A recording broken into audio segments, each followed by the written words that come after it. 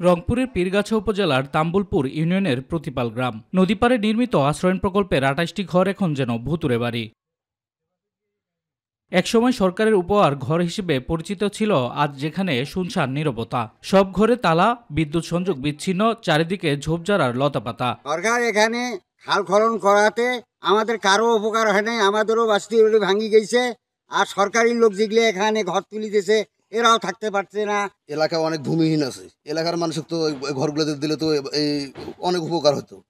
এই এলাকার বাইরের লোক নিয়ে এসে ঘরগুলো দিয়ে দিয়েছে। ২০২১-২২ অর্থবছরে আশ্রয়ণ প্রকল্প ২ এর আওতায় নির্মাণ করা হয়েছিল ঘরগুলো। প্রতিটি ঘরের জন্য বরাদ্দ ছিল ১,৭১,০০০ টাকা। বরাদ্দ দেওয়া হয়েছিল মূলত পীরগাছা রেলওয়ে স্টেশনে অস্থায়ী বাসিন্দাদের। কিন্তু নির্মাণের ত্রুটি আর যাতায়াতের অভাবে ঘরগুলো নির্মাণের পর থেকেই পড়ে আছে ফাঁকা।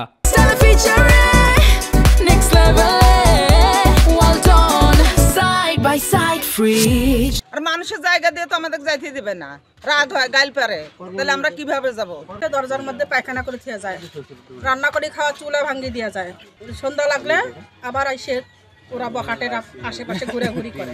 চলাচলের জন্য নেই কোনো রাস্তা, কারো বাড়ির ভেতর দিয়ে আবার কখন বা নদী কিনারা বা ঝোপঝাড় পেরিয়ে যাতায়াত করতে হতো। রাতে ছিল নিরাপত্তাহীনতা, মাদকসেবীদের আনাগোনা, ঘরের সামনে ময়লা আবর্জনা ফেলা। এসব কারণে আতঙ্কে থাকতে পারতো না পরিবারগুলো। টিউবওয়েল মানুষের চুরি করে নিয়ে গেছে, রাস্তা টিউবওয়েলের পার ভাঙি বসে, নদীর ধার দিয়ে যাতায়াত করার মতো কোনো বুদ্ধি নেই। আশ্রয় কেন্দ্র যেহেতু অনেক কোটি কোটি টাকা খরচ করে তৈরি করা হয়েছে, যাতায়াত যদি তারা করতে না পারে, সেখানে ভূমিহীন আশ্রয় কেন্দ্র বাড়িঘর তৈরি করে কি লাভ হলো? সুযোগ সুবিধা, জীবন জীবিকার ব্যবস্থা এবং রাস্তা নির্মাণের বিষয়টি দ্রুত নিশ্চিত করা হবে বলে জানিয়েছে সংশ্লিষ্ট কর্মকর্তারা। আমরা ওইটাকে রাস্তা কম সময়ের মধ্যে ওটাকে চলাচলে, যেহেতু ওখানে খাস ল্যান্ড আছে খালের উপর দিয়ে, এই খালের উপর দিয়ে সেটা আমরা আরো ভালো করে দেওয়ার চেষ্টা করব। আসলে সেখানে যদি জীবন জীবিকার ব্যবস্থা না থাকে তাহলে তারা সভাপতি সেখানে থাকবে না।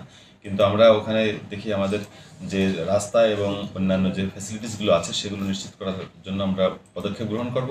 এখন প্রয়োজন যথাযথ তদারকি ও সুযোগ সুবিধা নিশ্চিত করা, যাতে পরিত্যক্ত না হয়ে ভূমিহীনদের জীবন বদলাতে পারে এই আশ্রয়ণ প্রকল্পের ঘরগুলো। শামস তাবরিজ উচ্ছ্বাস, মাই টিভি নিউজ ডেস্ক।